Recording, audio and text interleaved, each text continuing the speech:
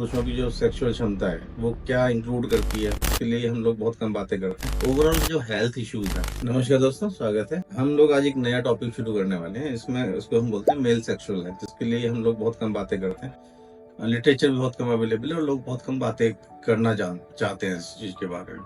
जो male sexual health है, यानी कि जो पुरुषों की जो सेक्सुअल क्षमता है वो क्या इंक्लूड करती है, कैसे इंक्लूड करती है। ओवरऑल जो हेल्थ इश्यूज है, जो सेक्सुअल हेल्थ है वो आपकी पूरी फिटनेस के साथ में आती है। उसमें आती है आपकी फर्टिलिटी के रेट, यानी कि प्रजनन क्षमता कितनी है, आपकी मेंटल स्टेटस क्या है और आपकी रिक्वायरमेंट्स क्या है। तो हम जो बातें करेंगे अभी आने वाले उसमें जो हमारे टॉपिक्स रहेंगे उसमें हम लोग ये सारी चीजों की बातें करेंगे कि इरेक्टाइल डिस्फंक्शंस क्या होते हैं, इरेक्शंस क्या होते हैं, लिबिडो क्या होती है, उनकी फर्टिलिटी क्या होती है पुरुषों के लिए, और जो सेक्सुअल ट्रांसमिटेड डिजीजेस होती हैं, जो सेक्स से संबंधित जो बीमारियां आपको हो सकती हैं वो क्या होता है, प्रोस्टेट क्या होती है। बहुत सारे लोगों को पता नहीं है प्रोस्टेट क्या होती है। और इसके अलावा जो है टेस्टिकल क्या होते हैं, उनको कैसे एग्जामिन करना है, ये सारी चीजें उसके अंदर इंक्लूडेड होती हैं।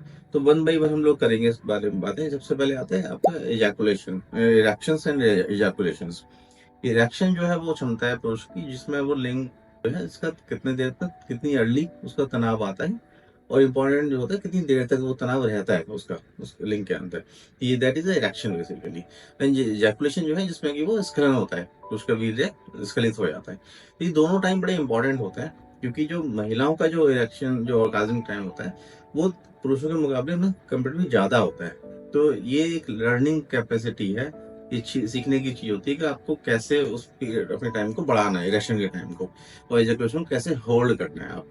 दूसरी चीज आती है आपकी लिबिडो। लिबिडो जो वर्ड है वो कहलाता है desire to having the sexual desire, यानी कि कितनी डिजायर है आपको सेक्स करने की।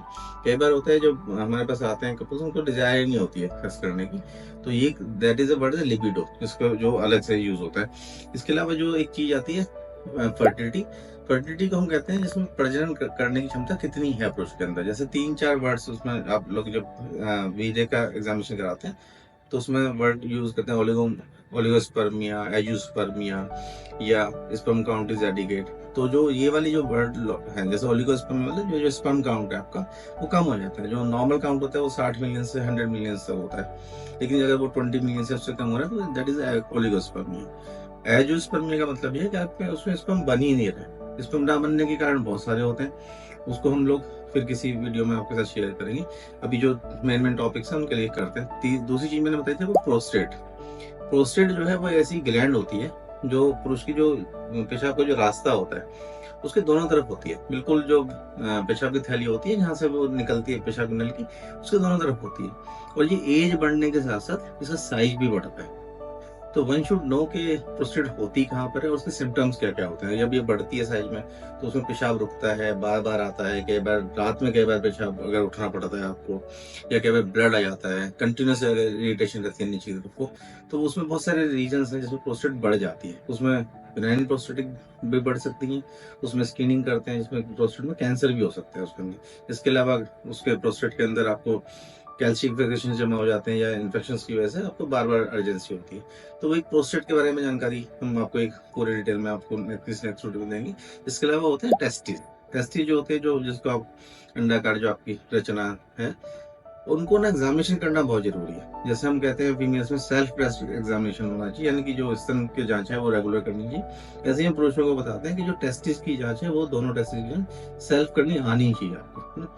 इसके अलावा ये है कि एक सर्टेन एज के बाद में आपको रेगुलर मेडिकल चेकअप कराना है डॉक्टर के पास जाके, ताकि वो अर्लीस्ट रूल आउट कर सके।